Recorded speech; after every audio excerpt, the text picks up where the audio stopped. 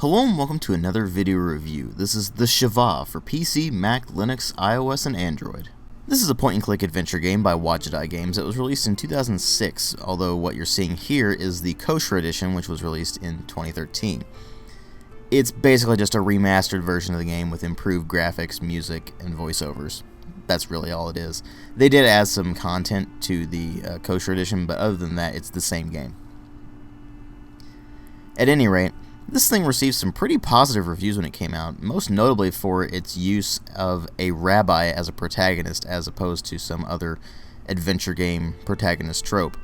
So the question then becomes with that, did that really pay off? Because the concept itself sounds like it could be interesting. Well, before we really get into the meat of this thing, let's first talk about the presentation, which is about what you would expect from a Wadjet Eye game recently anyway. Rather high quality pixel art on everything, with it looking like an old school point and click adventure game from, say, the days of Sierra, for example. Most notably it goes after Sierra because it's going for that more realistic look. And what they've managed to do with that is very, very well done. The animations are generally pretty smooth and fluid, the environments are fairly well packed with detail, and characters have quite a lot of detail on them. The color scheme is a bit bland, but then again, the game is set in New York City, and New York City isn't exactly the most colorful of places in every spot, unless you're in Times Square, basically. So, you do have that problem, but it really isn't that big of a deal because they managed to do so well with the rest of the art.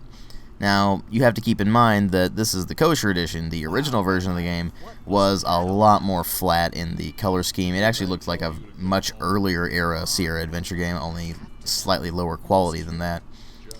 And so the kosher edition is a pretty big upgrade, and it looks about like you'd expect.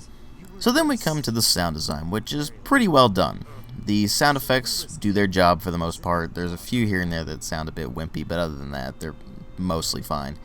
The voice acting is solid. Some of it is rather cheesy and feels like an indie voice acting kind of thing, but it works pretty well, and there's a fair amount of emotion in certain parts of the game. Although I do have to say that overall the performances feel rather flat in this particular game. It's not that they're really bad, it's that some of them feel a bit phoned in and like they were just saying, oh well, let's get it over with.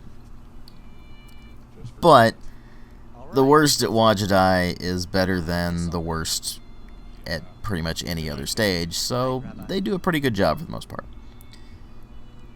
So the real problem with the sound design, though, is the music. It's completely forgettable. It's not bad, it's just completely forgettable.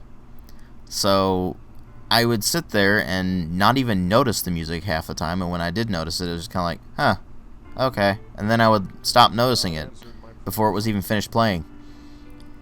So the presentation is not particularly impressive, but it's pretty much what we've come to expect, apart from the music and the slightly flat voice acting.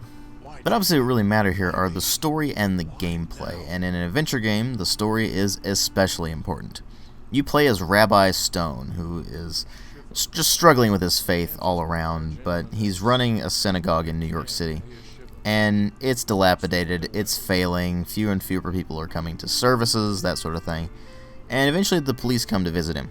They tell him that a former member of his synagogue is actually dead, has been murdered, and has bequeathed him a large sum of money. And so he has to basically investigate this, figure out why this guy has given him this large sum of money, because they had a big falling out. And so he's just completely puzzled, and along the way he is tested throughout the game by various characters just reacting to the way he's reacted to them over the years. He's tested by the situations at hand, that sort of thing. And I don't want to spoil the story for you because it is really the stronger part of this game, but it deals a lot with the idea of morality and the idea of faith. And it does it from a perspective we don't normally see, which is the Jewish perspective.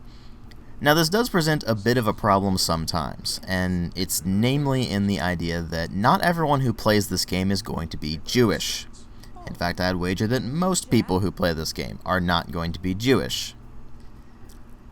And so those of us who don't understand Jewish traditions or Jewish customs will feel like a fish out of water at certain points when things that would just be completely obvious to someone who's, for example, Jewish or who is very familiar with Judaism in general, confronts the situation and they see some thing that's very well tied in with Judaism. They're like, oh, well, I get it, and this is how you do this. Well, the rest of us might struggle with that for a bit. Luckily, the game does a pretty good job of explaining itself, and it does a good job of portraying these situations and these customs and such, while also explaining them to some degree. It may not give the entirety of it, but it gives you enough that you know what's going on, you understand things.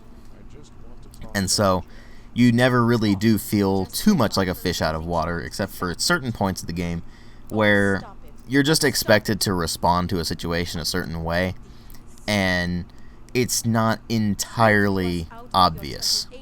Now, admittedly, that's part of the puzzles in the game, but it's a challenge that did have to be overcome, and, well, they did a pretty good job at overcoming it for the most part. Although there are certain points where I was just baffled at the responses to certain things.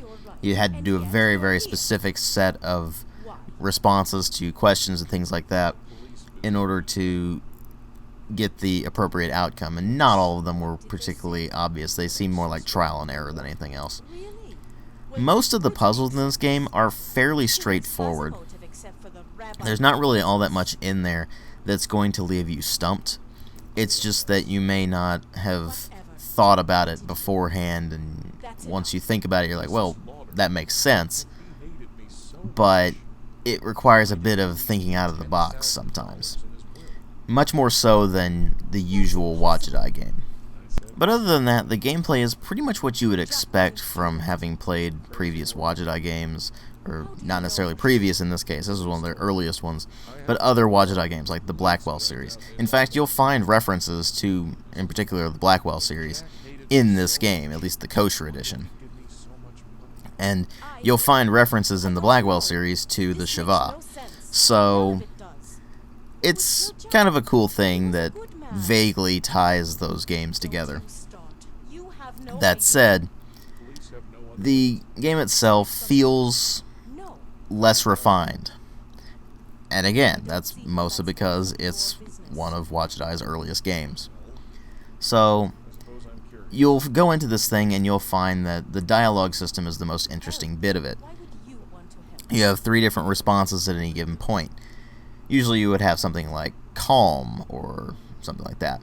But you also have the Rabbinical response, which is incredibly amusing because you constantly answer questions with other questions.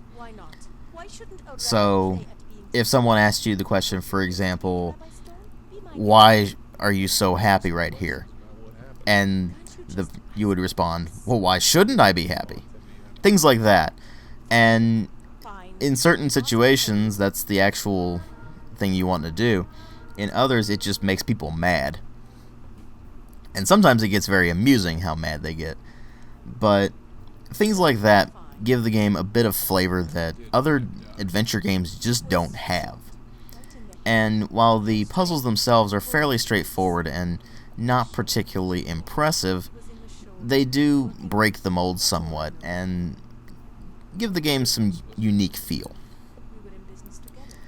But really, the strongest part of the game is its plot, even though it's really not that great of a plot. It's a solid plot, don't get me wrong. And it does have some interesting things to say. But it feels less refined than later Wadjet Eye games. It feels more like it's trying to say something, but it wasn't completely clear when the game was being written. In spite of this, the Shivah is an interesting game. It's got a solid plot, the puzzles will keep you fairly interested for the most part, and if you're a fan of adventure games, you're going to find something to like here most likely. It's a very unusual perspective for an adventure game. It's got some cool flavoring that sets it apart from a lot of other adventure games on the market, and even in the case of other Wadjet Eye games. And so, it's well worth picking up. But, you do have to keep in mind that if you've played the later Wadjet Eye games, like say the Blackwell series, you're going to find this one is going to feel a bit less refined. It feels more primitive, and that's because it was made earlier. Quite a bit earlier. And that did have its effect, even though they did remaster it. But again, it's well worth picking up, and I do have to say I did enjoy it quite a bit, even though I did feel like a fish out of water sometimes. I give it a 3.5 out of 5. Thanks for watching.